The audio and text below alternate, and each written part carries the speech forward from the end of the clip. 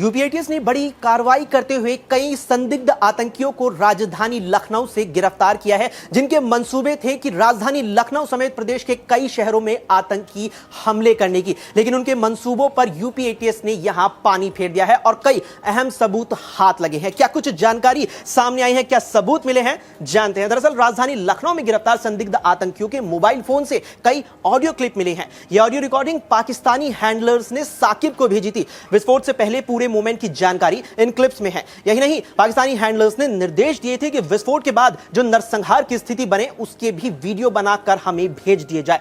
ATS आरोपियों के mobile phone की गहनता से जांच कर रही है, यानी उन्हें खंगाला जा रहा है। लैब में भी उनकी जांच इस वक्त जारी है। सोशल मीडिया पर पाकिस्तानी हैंडलर्स कॉल पर बात करने के साथ साथ ऑडियो रिकॉर्डिंग भी भेजते थे। इसमें वो बताते थे कि कहां रेकी करनी है, कौन टारगेट है और किस तरह से घटना को अंजाम देना है। यानी कि हैंडलर जिस तरीके से लगातार इन संदिग्ध आतंकियों के संपर्क में थे, वो इन्हें कहीं ना कहीं गाइडलाइन करते थे कि किस तरीके से आपको यहां रेकी करनी है, किस जगह रेकी करनी है, टारगेट किसे बनाना है और आखिर किस तरीके से घटना को यहां अंजाम देना है। ऐसी तमाम क्लिप्स एटीएस को मिली हैं, जो बेहद ही पुख्ता सबूत है। सूत्रों के मुताबिक हैंडलर्स ने पहली बड़ी वारदात राजधानी लखनऊ में करने को कह दिया था, यानी पहला निशाना प्रदेश की राजधानी लखनऊ था। इसके बाद यूपी के बाकी शहरों, जिसमें अलीगढ़ का भी नाम आया है, गाजियाबाद और साथ में कई धार्मिक शहर को भी निशाना बनाए जाने की योजना थी, लेकिन अब उसका यहां एटीएस ने भांडा फोड़ दिया है। साकिब ने तमाम रकम अपने खातों में ली, यह बात भी अब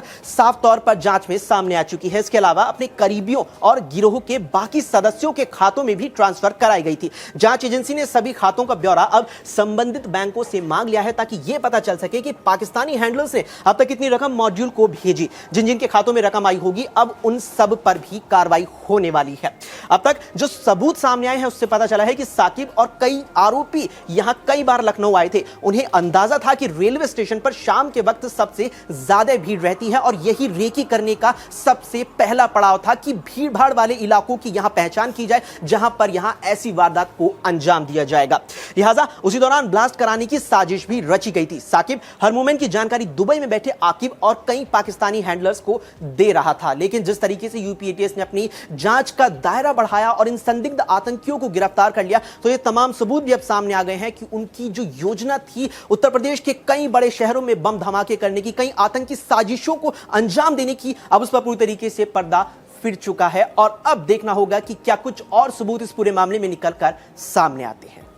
आपके राज्य की खबरें, आपके शहर की खबरें सबसे पहले जानने के लिए देखते रहें अमर उजाला। चैनल को सब्सक्राइब जरूर कर लें और पाएं हर अपडेट।